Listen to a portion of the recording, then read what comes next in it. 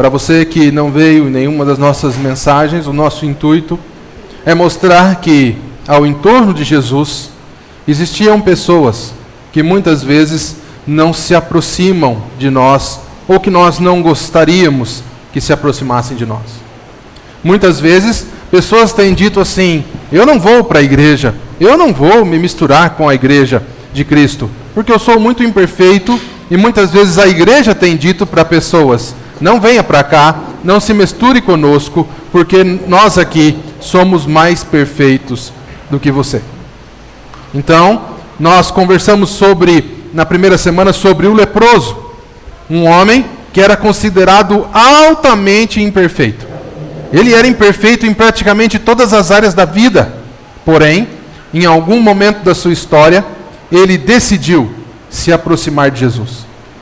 E o detalhe mais interessante: enquanto todos os religiosos o expeliram e não deixaram com que ele se aproximasse, Jesus deixou. Enquanto todas as pessoas nem sequer imaginavam tocar em um leproso, Jesus tocou. E a história daquele leproso foi mudada pelo encontro que ele teve com Jesus. Venha, se aproxime de Jesus do jeito que você está. Porém, saiba que quando você se aproximar, Ele irá transformar a sua vida. Foi isso que nós aprendemos. Semana passada, um dia de noite de ceia, onde nós tomamos do pão, comemos o pão, tomamos o vinho e celebramos aquilo que Jesus fez por nós. Porém, nós lembramos do dia que Jesus se reuniu com os seus apóstolos e da imperfeição de Judas e Pedro. E nós entendemos que não é porque nós somos imperfeitos que nós não chegamos perto de Jesus. Porém, existe a possibilidade de, mesmo imperfeitos, nós nos aproximarmos de Jesus e aquilo não fazer diferença na nossa vida. Nós nos blindarmos e as palavras de Jesus e o poder transformador de Jesus não mudar a nossa história. E nós vemos isso na vida de Judas. E nós precisamos aprender então, como Pedro, a errar sim, mas estar aberto à mudança, à renovação, à transformação da nossa mente. E hoje eu queria falar sobre mais um encontro de Jesus. O encontro de Jesus com a mulher pecadora. Encontro de Jesus com uma mulher prostituta. E eu queria ler o texto de Lucas, capítulo 7, a partir do versículo 36 com você. Se você trouxe sua Bíblia e quiser acompanhar, fique à vontade. Se não, está aqui na tela. Preste atenção no que diz a palavra de Deus em Lucas, a partir do capítulo 7, a partir do versículo 36. Convidado por um dos fariseus para jantar, Jesus foi à casa dele e reclinou-se à mesa. Ao saber que Jesus estava comendo na casa do fariseu, certa mulher daquela cidade, uma pecadora, trouxe um frasco de alabastro com perfume e se colocou atrás de Jesus a seus pés. Chorando, começou a molhar-lhe os pés com as suas lágrimas. Depois os enxugou com os seus próprios cabelos, beijou-os e os ungiu com um perfume. Ao ver isso, o fariseu que o havia convidado disse a si mesmo: se esse homem fosse profeta, saberia que nele está tocando, quem nele está tocando e que tipo de mulher ela é, uma pecadora. Respondeu-lhe Jesus: Simão, tenho algo a lhe dizer. Dize, mestre, disse ele. 2 homens deviam um certo credor, um lhe devia 500 denários e o outro devia 50. Nenhum dos dois tinha com o que lhe pagar. Por isso, perdoou a dívida de ambos. Qual deles o amará mais? E Simão respondeu: suponho que aquele a quem foi perdoado a dívida maior. Você julgou bem, disse Jesus. Em seguida virou-se para a mulher e disse para Simão: vê esta mulher? Entrei em tua casa, mas você não me deu água para lavar os pés.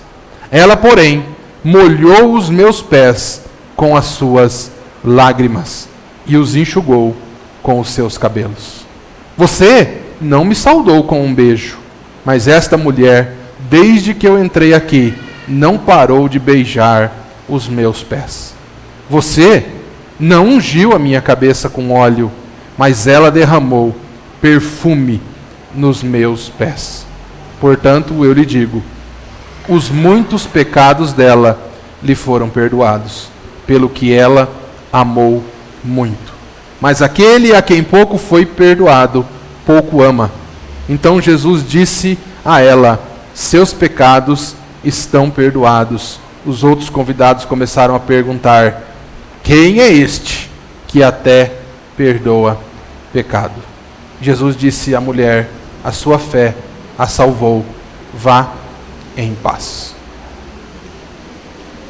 Esse é um texto cheio de questões culturais.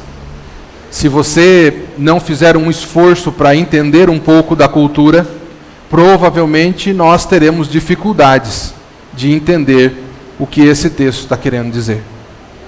Porque aos poucos nós começamos a tentar entender como era esse jantar que Jesus foi convidado. E num primeiro momento, se nós não entendemos a cultura, nós achamos que o fariseu era um cara bonzinho. A primeiro momento, você olhar um cara que convidou Jesus para comer na casa dele, que preparou um jantar para Jesus, numa primeira instância você pensa assim, é um cara que gostava de Jesus. Porém, aos poucos você vai entendendo que esse cara não gostava muito de Jesus. Você vai entender que esse cara tinha preparado para Jesus um jantar de Troia. Ele tinha marcado o encontro com Jesus e chamado Jesus para comer na casa dele, até chamando ele de mestre. Porém, ele não o tratou como um discípulo trata o seu mestre. Eu queria te adiantar algumas questões culturais desse texto para que você entenda. Semana passada eu falei mais ou menos como é que os discípulos, os apóstolos de Jesus, estavam à mesa. Como era o jantar deles. Essa foto representa mais ou menos um jantar da época deles. Então é bem diferente daquele quadro que o pintor pinta da última ceia. Eles se assentavam ou se deitavam com a parte do corpo para frente do lado da mesa e com os pés para longe da mesa. E você daqui a pouquinho vai entender o porquê que os pés ficavam longe da mesa. Então, basicamente, quando nós estamos falando da ceia na casa do fariseu, do jantar na casa do fariseu, para você tentar imaginar a cena, é mais ou menos uma cena como essa aqui. O que mais de cultural que tem nesse texto? Primeiro, quem é o fariseu? Então, um fariseu convidou Jesus para comer na sua casa. Quem é esse bendito fariseu? O fariseu, ele era um dos maiores religiosos da época. O povo de Israel, ele tinha alguns grupos que estudavam profundamente o Pentateuco ou a Torá, que para nós são os 5 primeiros livros da Bíblia. E eles tentavam colocar em prática ao máximo tudo o que estava na lei de Deus.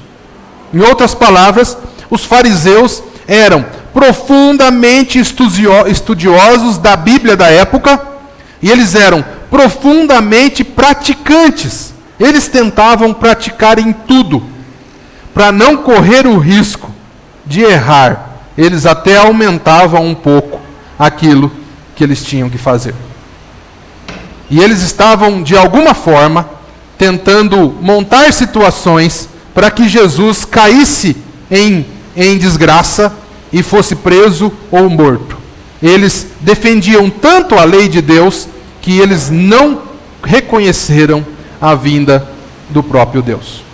Segunda questão cultural, eu já falei, do jantar, como eles se postavam à mesa. A terceira é o bendito do pé. Eu e você, quando lemos esse bendito texto da mulher chorando e lavando os pés dele, eu e você às vezes não entendemos bem o que está querendo dizer. Quando nós lemos aquele outro texto da cerimônia do lava-pé, aonde Jesus começa a lavar os pés do seu discípulo, nós muitas vezes não entendemos bem o porquê daquilo.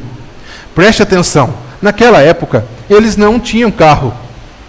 Naquela época eles não tinham concessionária de carro, não tinham moto, não tinham esse tipo de metrô, não tinham ônibus de linha que passavam e paravam na frente dos lugares. Naquela época, a maioria deles não tinha nem um jumentinho, e quando tinha um jumentinho, usavam o jumentinho para carregar a carga, porque a carga era pesada. Então, como que eles se locomoviam de um lugar para o outro? De a pé. Naquela época, eles também não tinham sapatos confortáveis como os nossos. Naquela época, eles não tinham sapatos totalmente fechados como os nossos. Então, eu te pergunto, imagine depois de Jesus ter andado, curado pessoas, andado de novo, curado pessoas, andado mais um pouco, o fariseu diz assim: Jesus, vamos comer lá em casa?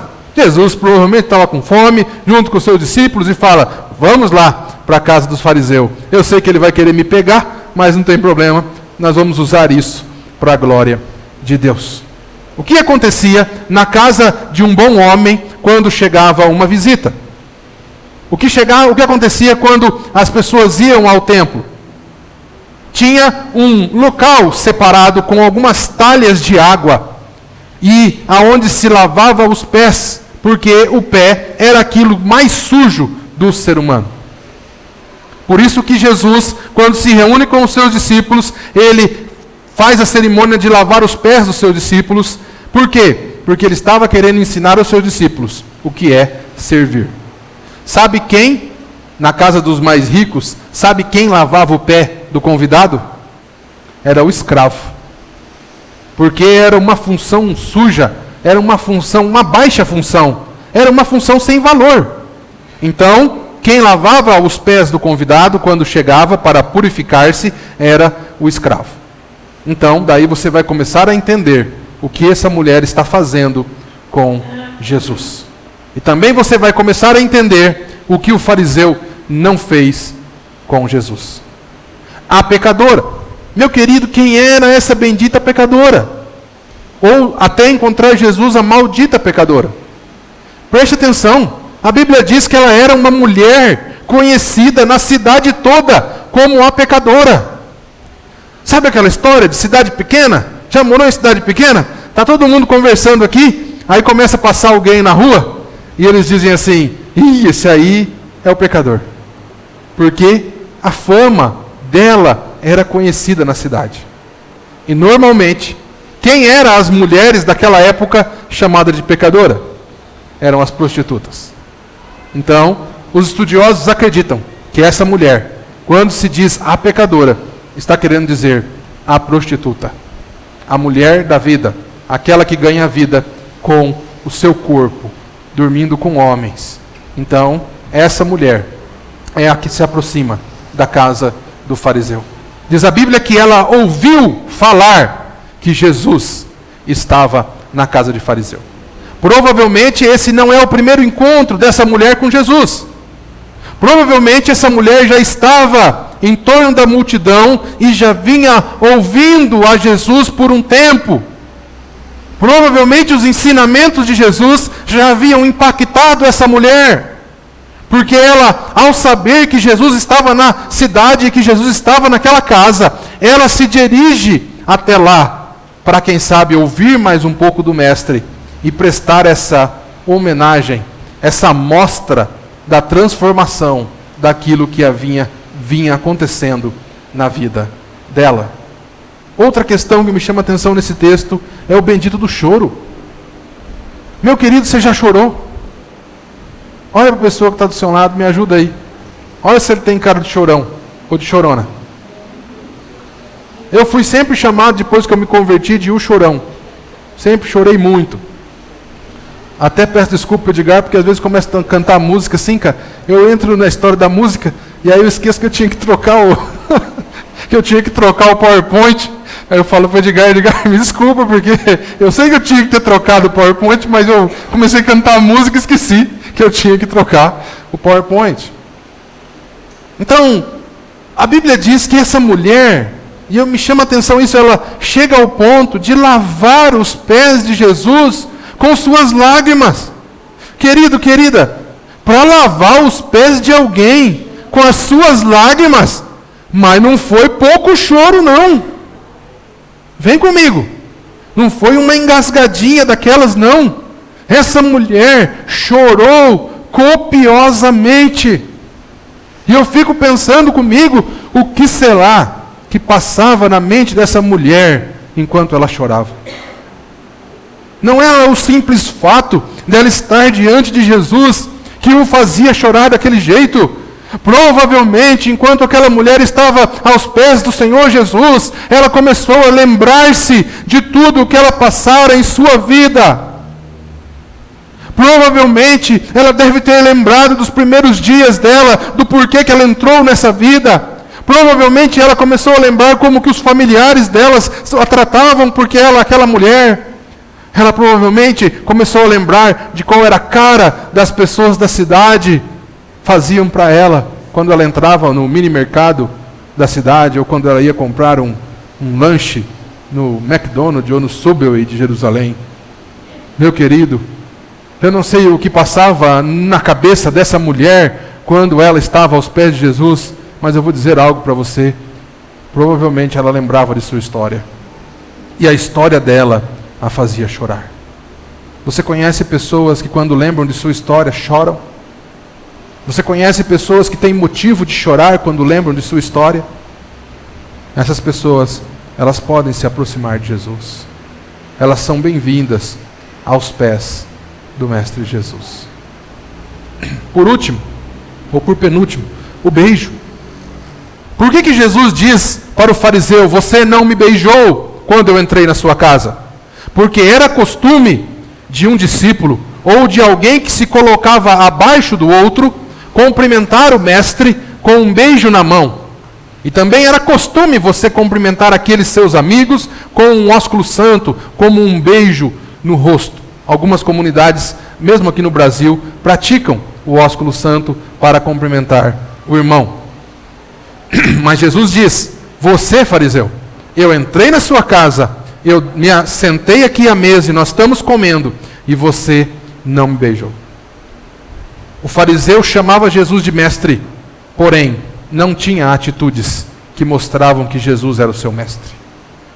Não adianta nada nós sairmos por aí chamando e dizendo, não, Jesus é meu mestre, Jesus é o meu rei, se na hora que Jesus está jantando conosco, nós não temos práticas que mostram aquilo. E a mulher não tinha a coragem de beijar o rosto de Jesus.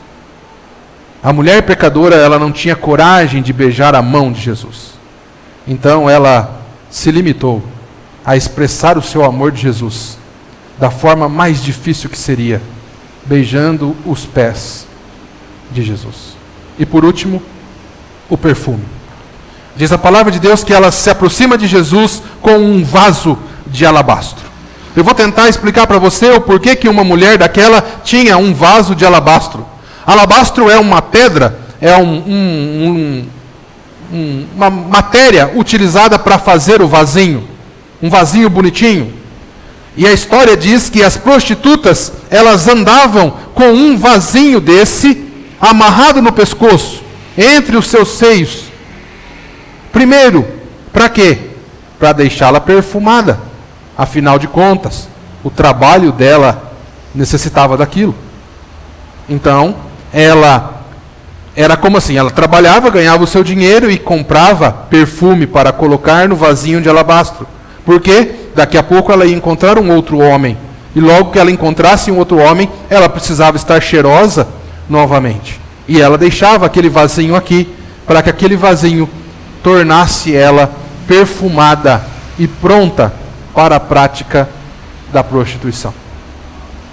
Você começa a entender o que essa mulher fez, querido, querida?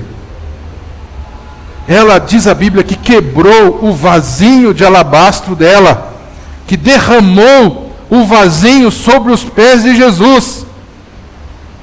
A Bíblia diz que quando um mestre entrava na nossa casa, naquela época, o que nós deveríamos fazer? Nós deveríamos pegar o óleo o óleo normal, o azeite, e ungir a cabeça desse mestre, dizendo assim: você é meu mestre, você é meu Senhor. Mas o óleo era barato. O óleo, ele era encontrado em grande quantidade. Mas essa mulher, ela não unge a cabeça de Jesus com óleo, ela unge os pés de Jesus com um perfume caro, com um perfume do qual ela dependia para viver a sua vida antiga. Começa a perceber o que essa mulher faz nesse encontro. E o fariseu, ele se levanta. Ele se levanta como a expressão maior das religiões dos nossos dias. Aonde se viu essa mulher aqui, relando em Jesus? E tem mais. Esse Jesus sabe de nada, viu? Só que a Bíblia diz que ele não fala isso em voz alta. A Bíblia diz que ele pensa no coração. Ele pensa aqui dentro dele. Ele fica assim: esse Jesus aí não é de nada não. Essa mulher aí é conhecida. Muito provavelmente entre aqueles que comiam na mesa, poderiam ter homens que já haviam dormido com aquela prostituta. E todos olharam para aquela cena, e aquela cena impactou os religiosos da época. Como pode uma prostituta se aproximando de Jesus? Como pode essa mulher tocando em Jesus? Querido, aprenda uma coisa. O maligno ou as pessoas precisam ouvir aquilo que você fala, para saber o que passa dentro da sua cabeça e o que vai dentro das suas emoções, do seu coração. Agora, o meu Jesus e o seu Jesus não. O seu Jesus sabe que está dentro do seu coração. O seu Jesus conhece aquilo que vai dentro do seu coração. Os motivos que te trazem aqui, os motivos que te fazem orar, os motivos que te fazem buscar a Deus, Jesus conhece. Diz a Bíblia que o fariseu não precisou falar, mas só pensou e insinuou no seu coração, e Jesus olha para ele e diz assim, de uma maneira muito carinhosa, porque se fosse eu, sinceramente, eu olharia para aquele fariseu e falava assim: fariseu, sem vergonha, safado, tu não tem vergonha na cara, tu me convidou para vir aqui e não fez nada disso, mas que bom que o meu Jesus não sou eu. Que bom que o nosso Jesus não sou eu, querido, querida, porque o nosso Jesus ama a todos.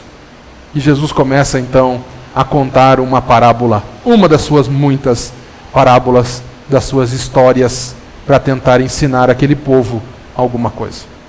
E ele diz assim: ó Simão, fariseu, vou te contar uma parábola, uma historinha.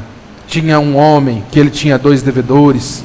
Um devia 500 denários ou 500 dias de trabalho, e o outro devia 50 denários ou 50 dias de trabalho. Porém, nenhum dos dois tinha como pagar a dívida. Mas o homem perdoou os 2. E aí ele faz uma pergunta que deveria servir para fazer aquele fariseu pensar no que ele estava fazendo. E Jesus diz assim: quem dos 2 amaria mais o seu Senhor que o perdoou? E aí o fariseu é pego pela boca. O fariseu diz assim: aquele que foi muito perdoado provavelmente irá amar mais. E aí Jesus diz: como tu estás certo no seu julgamento. E ele está querendo começar a ensinar o fariseu o seguinte: querido, você julga certo, mas você faz errado. Você tem uma mente julgadora fantástica, mas na prática você está fazendo errado. E ele então começa aquela conversa difícil e dura com o fariseu. Ele começa a dizer assim: fariseu, com um pouco mais de carinho do que eu falaria, ele começa a dizer: Simão, vem comigo. Olha para mim, olho no olho, vem comigo, vem comigo. Eu entrei na sua casa e eu vim aqui com o status de mestre porque você me chamou de mestre e você me chamou para vir na sua casa. Mas olha, você não lavou os meus pés e você não me tratou como deveria ter me tratado. Porém, essa mulher não parou de chorar, lavou os meus pés e a enxugou com os seus cabelos. Eu fico pensando assim, por que que a Bíblia fala que essa mulher enxugou com seus cabelos os pés de Jesus? Mulheres, vocês acham que ela é diferente de vocês? Quanto que você gasta com esse cabelo aí por mês? Ai, não precisa falar não, senão seu marido te pega na esquina daqui a pouco. Mulherada gasta demais com esse bendito cabelo. Sim ou não? Horas e horas tratando esse cabelo. Olha o negócio roxo, né? Tem uns agora que estão andando com o cabelo roxo uns tempos para melhorar. E vai para cá, e vem para lá. Eu olho, quando eu perco minha mulher no supermercado, é fácil de achar ela. Eu dou duas para lá, 2 para cá, chego na lista lá dos produtos de beleza, certeza que ela vai estar lá. É fácil de achar. Meu querido, essa mulher usa aquilo que ela mais tinha de valor para enxugar os pés de Jesus. E Jesus está querendo dizer para Simão, Simão, vê se aprende com ela como se adora e como se serve a Jesus. Simão, você que é doutor na lei, você que conhece muito das palavras, você que busca praticar, aprende com ela. Meu querido, eu quero dizer algo para você que você pode ficar chocado, mas nós muitas vezes precisamos aprender a adorar a Jesus, a servir a Jesus, com pessoas que nós nos consideramos imperfeitas. Muitas vezes o tempo passa, a vida passa, nós começamos a se achar já digno de receber Jesus na nossa casa e não tratá-lo como Ele é. A nossa vida vai passando e nós esquecemos de quem nós éramos. Nós começamos a nos achar não muito pecador. E por não ser não muito pecador, eu não preciso fazer tanta coisa assim. Cuidado, muitas vezes a nossa mente pode nos enganar. Perceba se você tem tratado Jesus como Ele merece. Perceba se nas suas atitudes, nas suas orações, nos seus momentos de adoração a Deus, na sua vida familiar, você tem tratado Jesus como Ele merece. Preste atenção. Muitas vezes nós guardamos o melhor da nossa vida para nós. Muitas vezes nós arrumamos o nosso cabelo e não fazemos o que precisamos fazer com ele. Preste atenção no que eu quero dizer com o cabelo. Aquela mulher pega aquilo que ela tem de melhor e usa para servir o Mestre. Só estou querendo dizer para você o seguinte: Deus tem te dado coisas. Deus tem te dado um cabelo bonito. E eu não sei o que é o seu cabelo bonito. Não sei se é a sua posição financeira, se é o seu estudo. A pergunta é: o que você está fazendo com isso? O que eu estou fazendo com aquilo que Deus me deu? Porque o fariseu não estava fazendo aquilo que precisava fazer. E Jesus diz: olha para ela, querido. Olha para ela e aprende um pouco como que você tem que fazer. E então ele começa a dizer que o fariseu não ungiu com óleo, porém ela ungiu com perfume. Que o fariseu nem um beijo deu, nem na mão, nem no rosto, porém ela não parara de beijar os pés de Jesus. E Jesus então chega a uma conclusão simples com o fariseu. Ele diz assim: a quem muito é perdoado, muito ama. Preste atenção, não é o amor da mulher que faz ela ser perdoada, tá? Algumas religiões confundem as coisas e dizem assim: ame bastante a Jesus, ame bastante a Deus, porque Ele vai te perdoar. Faça coisas boas para Deus, porque Ele vai te perdoar. Não é isso que Jesus está dizendo. Jesus está dizendo assim: porque dela foi muito perdoada, ela então ama muito. O fariseu, por achar que não tinha muito pecado, o fariseu, por achar que não tinha muitos erros, porém não tinha muito por que amar. Você já viu pessoas que você olha e fala assim: esse aí é um fanático por Deus? Já ouviu pessoas assim? Eu já falei algumas vezes: esse aí parece meio fanático por Deus. Mas aos poucos eu fui percebendo o porquê que algumas pessoas são fanáticas por Deus. Porque muito lhe foi perdoar. Algumas pessoas não conseguem servir a Deus meia boca, porque muito lhes foi perdoado. Jesus é alguém que qualquer pessoa pode se aproximar dele, e qualquer pessoa pode aprender, e qualquer pessoa pode ter a sua vida transformada. Mas preste atenção numa coisa: nós precisamos pensar quem nós somos. Eu queria tirar algumas lições bem rápidas nesse texto. A primeira é essa: vês essa mulher? Jesus diz algo para aquele cara que não faz muito sentido. Ele tinha acabado de ver a mulher. Por que Jesus pergunta se ele vê essa mulher? Primeiro, Jesus estava vendo aquela mulher realmente como ela era naquele momento e na atitude que ela estava tendo naquele momento. O fariseu não. O fariseu estava olhando para ela pelo passado dela, por aquilo que ela tinha feito semana passada, por aquilo que ela tinha feito a vida toda dela, que era ser uma prostituta. Jesus está querendo nos ensinar, sabe o que, querido? Olhe para as pessoas por aquilo que elas estão fazendo hoje, por aquilo que elas são hoje.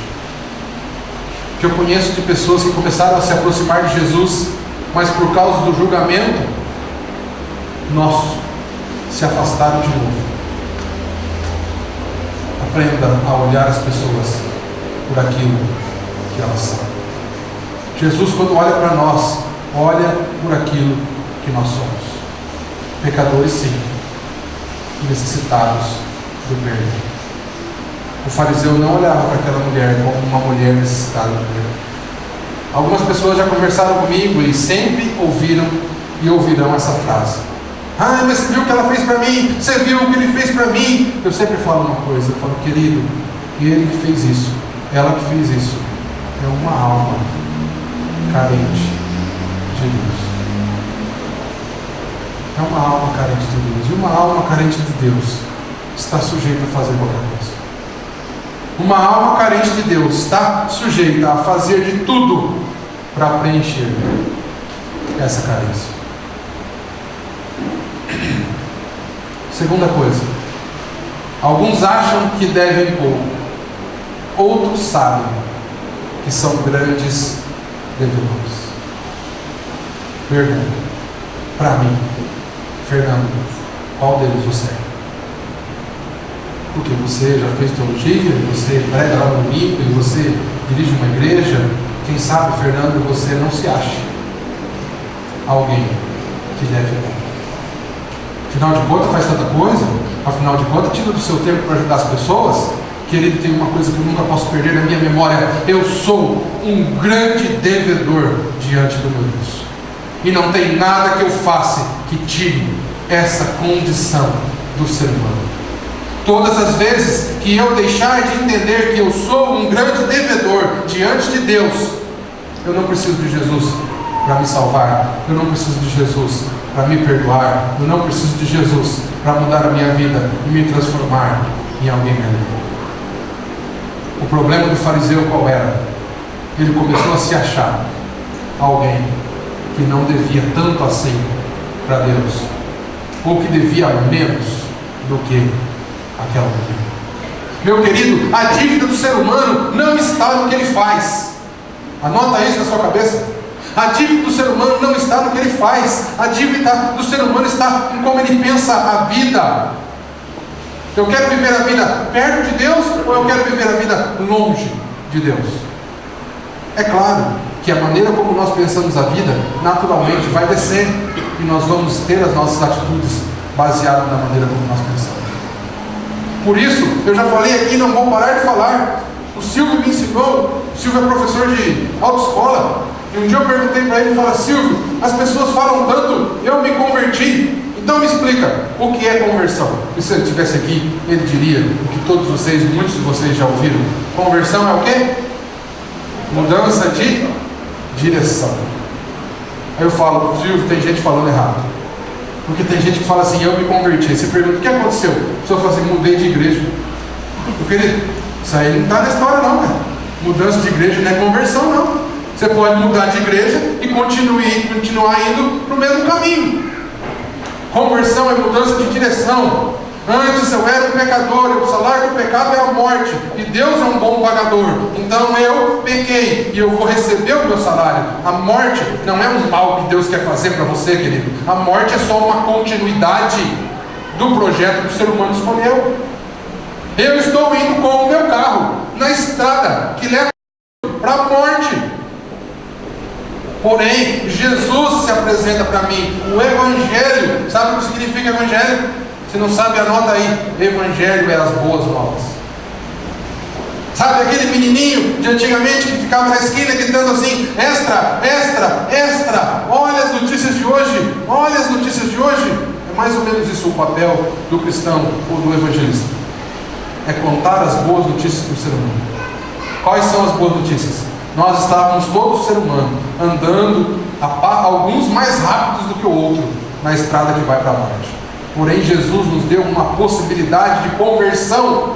A vinda de Jesus aqui na terra é a instalação de um grande viaduto na estrada da morte, aonde eu e você, ao ver aquele viaduto, ao ver as placas indicando Jesus te dá vida, Jesus te restaura a tua sorte, nós podemos dar seta no nosso carro, entrar no viaduto e mudar a direção da nossa vida e pensar agora como aquele que vai, não para a morte, mas para aquele caminho. Mas eu e você temos, não sei se você tem, mas eu às vezes tenho desejo de voltar na minha estrada velha. Eu e você, assim como Adão teve, temos vontade de voltar a andar na estrada velha. Essa é a luta que Paulo fala entre corpo e espírito, entre alma e espírito, entre o nosso desejo carnal. O desejo do ser humano é o quê? Andar na estrada que vai para a morte. Porém, quando Jesus nos dá a possibilidade de conversão, nós estudamos aqui na sexta-feira, Ele nos dá um novo GPS, um GPS que nos leva para a eternidade, para o céu. E esse GPS começa a habitar dentro de nós e falar ao nosso coração, dizendo: filho, filha, agora você se dirige assim, agora você se dirige assim. E aos poucos nós vamos ter um negócio que chama relacionamento com Deus. Preste atenção. Não é relacionamento da igreja, não é relacionamento com o pastor que vai te levar para o caminho certo, é o seu relacionamento com Deus. A igreja e o cuidado do pastor só serve para não atrapalhar você de ter o seu relacionamento com Deus. O que o fariseu havia perdido? A capacidade de se relacionar com Deus. O fariseu era um bom cumpridor de tarefas. O que pode e o que não pode fazer. Isso pode, isso não pode. Isso pode, isso não pode. Aquela mulher não tinha a menor ideia do que pode e do que não pode fazer. Ela só queria uma coisa: ficar perto de Jesus e aprender de Jesus e adorar a Jesus e dar o seu melhor para Jesus. Alguns acham que devem pouco, outros sabem que são grandes devedores. Se você quer ser um discípulo de Jesus, anote isso. Não perca a consciência de que você é um grande devedor. Porque é isso que me faz e te faz depender do nosso Senhor. O fato de nós sermos pecadores nos faz depender da obra que Jesus fez por nós. Depois,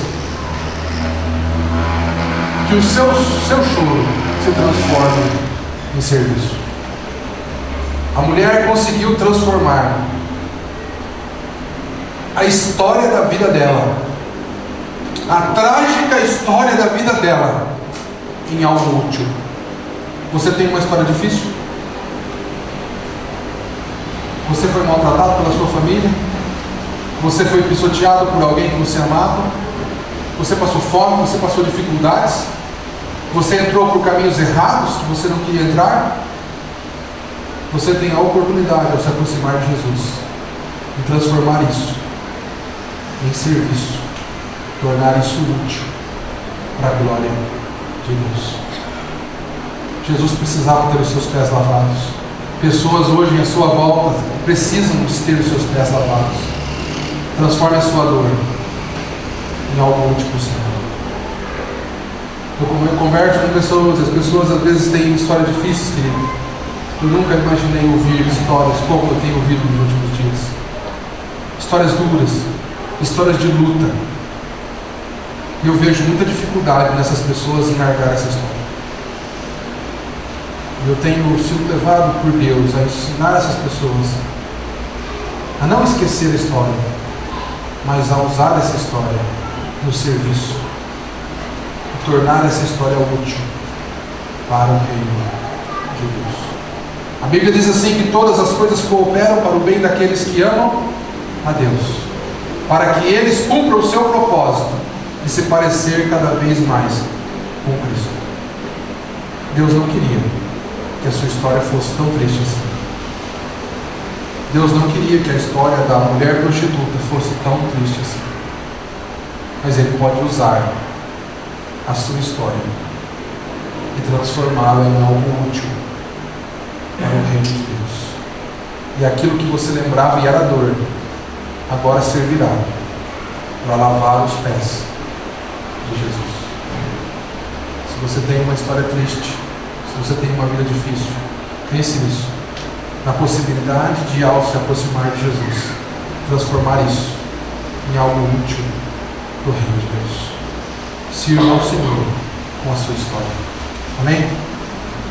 Por fim, que a sua vergonha se transforme na glória de Deus. Que aquela mulher tinha um objeto que era o que ela usava para a sua vergonha. O vasinho de alabastro daquela mulher e o perfume que ela carregava era usado para a sua vergonha, era usado para a sua prática pecaminosa, a sua prática errante da vida. Aquilo que ela usava para se distanciar de Deus, agora é usado para a glória de Deus. Aquilo que ela tinha e usava para o mal, agora ela usa para a glória de Deus. Querido, a Bíblia está cheia, querida, de encontros como esse. De encontro de homens e mulheres que eram desprezados pela sociedade, que não eram nada para a sociedade, que eram cheios de vergonha, que eram considerados os mais pecadores. E eu não quero estimular a você a continuar sendo um pecador que se aproxima de Jesus. A comunidade cristã é feita de homens e mulheres que se achegam como estão. Porém, quando nós deixamos, como essa mulher deixou, o encontro com Jesus é altamente transformador. Eu tenho visto uma igreja brasileira que se aproxima do Senhor Jesus e que vai assim aos cultos e aos lugares de reunião, aos montes, e que enche-se. Porém, a corrupção do nosso país só aumenta. Porém, o índice de criminalidade do nosso país não diminui nem um pouco. Porém, a destruição das famílias não diminui nem um pouco. Eu fico pensando, que cristianismo é esse? O cristianismo de pessoas que vão até Jesus, mas porém mantêm os seus vasos de alabastro cheios de perfume. Porque vai saber, eu vou sair daqui e quem sabe eu tenho a oportunidade de usar. Aquela mulher estava dizendo diante de Jesus a única oportunidade que eu tinha, aquilo que me fazia bela e cheirosa para os homens dessa cidade, Jesus. Eu quero aqui diante de Ti, eu não quero mais essa vida para mim, eu não sei o que vai ser de mim, eu não tenho ninguém que cuide de mim nessa cidade, mas uma coisa eu sei, essa vida eu não quero mais para mim. Que seria de uma prostituta, querido, que não tinha ninguém para cuidar dela, numa cidade, num contexto cultural daquele, que a mulher dependia completamente de um homem? Você acha que aquela mulher ia achar alguém para se casar na primeira esquina? Quais os riscos que aquela mulher corria ao fazer aquilo? Eu fico pensando nos dias depois daquele encontro. Quantas vezes, quem sabe, essa mulher sentiu vontade de voltar para a sua vida? Mas ela tinha tido uma atitude ali que não a permitia mais. Ela já havia derramado aos pés de Jesus tudo aquilo que sinalizava a sua vergonha. Desejo de viver uma vida diferente. Eu e você nunca podemos esquecer que nós somos altamente devedores perante Deus, independente da nossa vida hoje. Eu também e você não podemos esquecer que o nosso Jesus é altamente transformador na nossa vida. Às vezes nós falamos assim, mas ele já mudou tanta coisa, Fernando. Ele não vai se preocupar com essa coisinha aqui. Vai. Se tem uma coisa que ele é especialista em fazer, é transformar em você naquilo que Deus quer. Seja pouca coisa, ou seja bastante.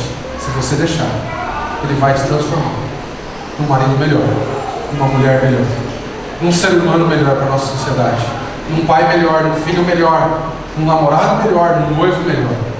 Ele vai transformar. E amanhã você vai ser melhor do que hoje. E depois da manhã você vai ser melhor do que amanhã. E quando que vai parar isso? Quando nós chegarmos no céu, na eternidade, e vermos a mesma coisa que João viu: anjos cantando, criaturas cantando, Santo, Santo é o Senhor. Obrigado, Pai, porque agora eu estou aqui diante de Ti. E cada dia da minha vida eu fui melhorando, eu fui sendo alguém melhor. Eu não quero melhorar, Fernando, eu quero ficar do jeito que eu estou. Querido fariseu também. Achava que estava bom. A escolha não é. Você que disse como você quer ficar. Eu tenho um vídeo para você, 4 minutos do vídeo. Preste atenção. Tem som aqui?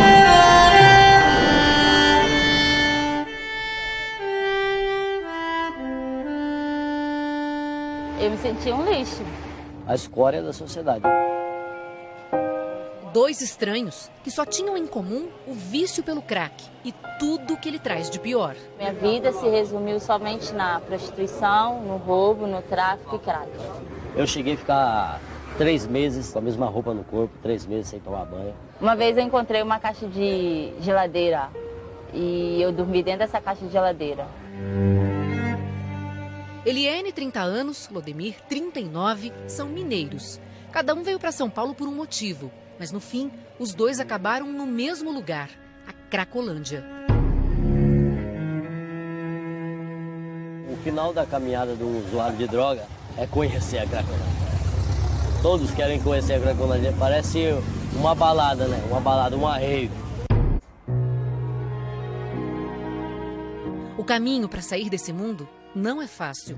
Aqui na Cracolândia eu fiquei 4 anos. Foram 22 anos lutando contra as drogas e passei por 22 casas de recuperação.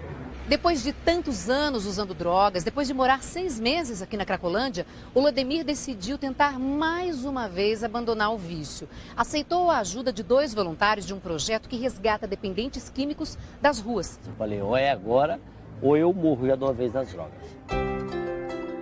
O Lodemir sobreviveu.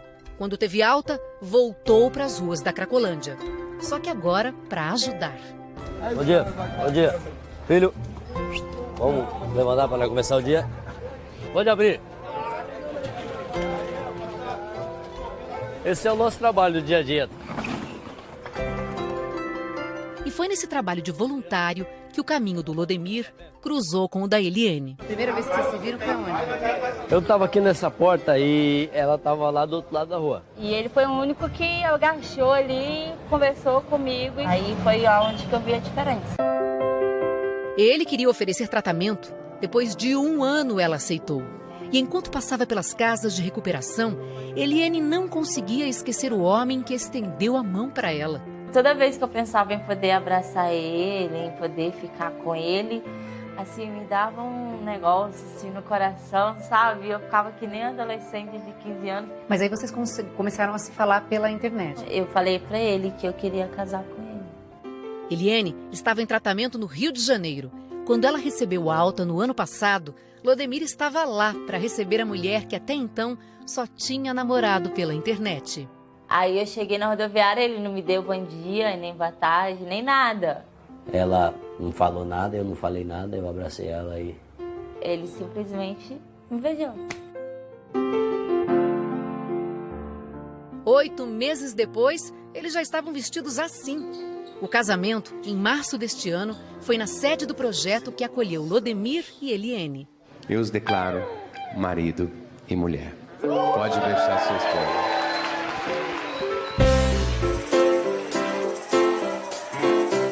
Mas a grande comemoração foi na rua mesmo. nas ruas da Cracolândia. Quando eu olhava para trás e que eu via todos os meus convidados caminhando comigo, junto comigo, e aí eu entendi que era aquilo a coisa certa a se fazer. Então, para mim, o nosso casamento foi perfeito. Foi um casamento, é o único, porque o casamento é único na vida da gente, né? Ele é meu grande amor, ele é meu amigo, ele é meu companheiro. A mulher da minha vida, a mãe de 2 filhos. Hoje, os dois juntos ajudam quem vive o que eles viveram na Cracolândia. É triste ver, porque eu sei o que eles estão passando na pele, eu sei o que eles estão sentindo. Lodemir e Eliene tinham um passado de drogas e de crimes. Foram presos, mas agora não devem mais nada para a justiça.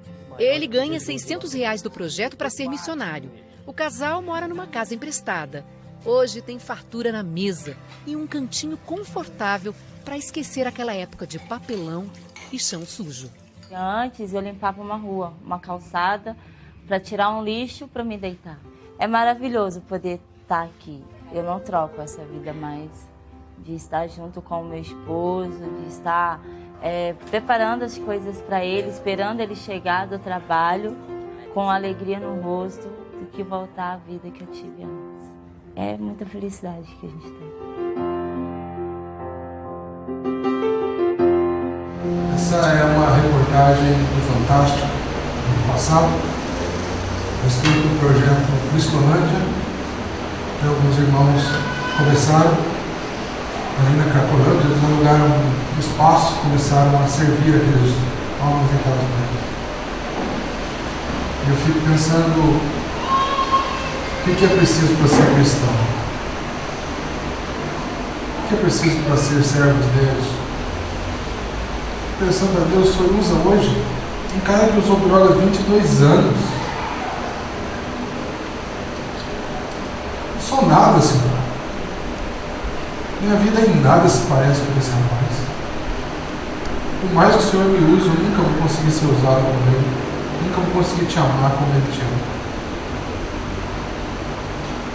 A mulher dele mora numa casa emprestada. Não vê a hora dele chegar em casa. Era uma prostituta.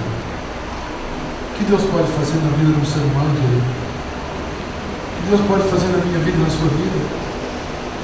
Como Ele pode nos transformar? Em que Ele pode nos transformar?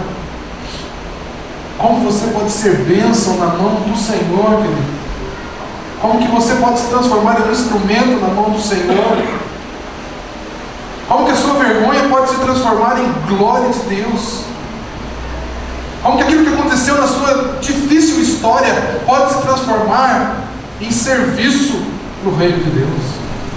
Ah, meu querido, você está diante de Jesus, que é especialista em fazer isso.